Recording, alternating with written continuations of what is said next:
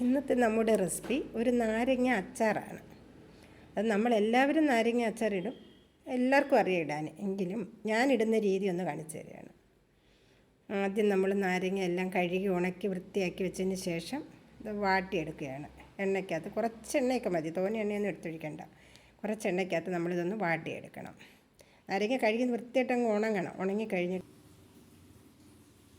ഇതെല്ലാം നമ്മളൊന്ന് അരിഞ്ഞ് റെഡിയാക്കി എടുക്കുകയാണ്.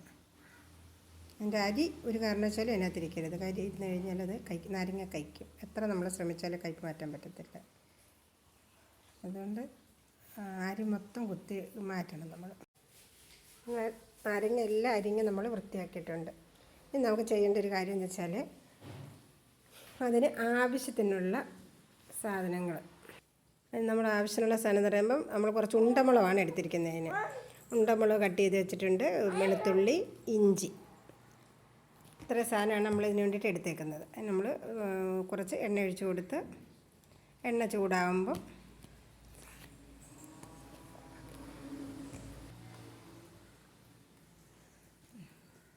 ചൂടായ എണ്ണയ്ക്കകത്തോട്ട് നമ്മൾ ഇഞ്ചി ഇട്ട് കൊടുക്കും. അതൊന്ന്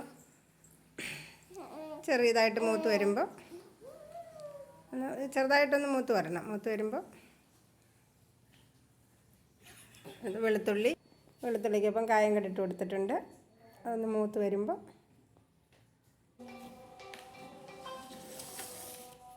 നമ്മൾ ഉണ്ടമുളകും കൂടെ ചേർത്ത് കൊടുത്തു. ഉണ്ടമുളക് നല്ലോണം ഒന്ന് പൊട്ടി വരണം. ഉണ്ടമുളകൊക്കെ ഇട്ട് നല്ല രീതിക്കൊന്ന് വാടണം. നല്ലോണം വടച്ചതല്ല, അതങ്ങ് പൊട്ടിക്കഴിഞ്ഞാൽ നമുക്ക് ഇതിനകത്ത് നമ്മൾ മുളക് പൊടിയൊന്നും ചേർക്കുന്നില്ലല്ലോ. മുളക് പൊടിയൊന്നും ചേർക്കാതെ ഈ ഉണ്ടമുളകിൻ്റെ ഇത് മാത്രമാണ് നമ്മളിതിടുന്നത്. നമുക്ക് നല്ല ഒരു വർഷം വേണമെങ്കിലും നമുക്ക് ഇതിരുന്നോളും. ഒരു വർഷത്തേക്ക് അതിരിക്കും. കാരണം വെച്ചാൽ ഒരു പൂപ്പോ മറ്റ് കേടുകളോ ഒന്നും വരത്തില്ല. ഈ ഉണ്ടമുളകിൻ്റെ ഒരു ടേസ്റ്റ് നമുക്ക് കിട്ടും. സാധാ നമ്മൾ മുളക് പൊടിയൊക്കെ ഇട്ടെടുക്കുന്നതിനേക്കാൾ ടേസ്റ്റ് കിട്ടും.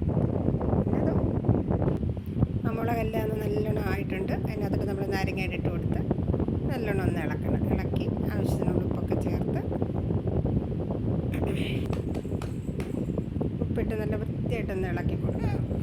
ഇളക്കി അത് നമ്മൾ ശകലം വിനാഗിരി ഒഴിച്ചു കൊടുക്കണം. ഒരുപാട് ഒഴിക്കണ്ട, നമുക്ക് കഴിക്കാനില്ല. നമ്മൾ ഒരുപാട് എടുത്തൊഴിക്കണ്ട, കുറച്ചെടുത്ത് വെച്ചാൽ ഒഴിച്ച് പിന്നെ നല്ലോണം തണുത്ത ശേഷം കുപ്പിക്കകത്ത് കോരിയിട്ട് വയ്ക്കുക.